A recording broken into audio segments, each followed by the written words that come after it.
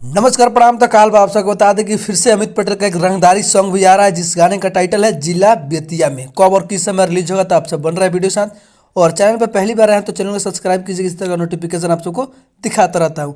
जिस गाने का टाइटल है जिला बेतिया, अमित पटेल और अंजलि राज की आवाज़ में सुनने के जबरदस्त ब्रांड सॉन्ग है। ये भी अमित पटेल भी रंगदारी सॉन्ग ला रहा है आप सबके बीच में, जिस गाने को लिखे हैं नरेश राजा। और अब आप सबसे बता दूं, इस गाने में संगीत और म्यूजिक दिए हैं शिव मनमोही। तो काफ़ी ज़बरदस्त ये भी म्यूजिक संगीत दिए हैं।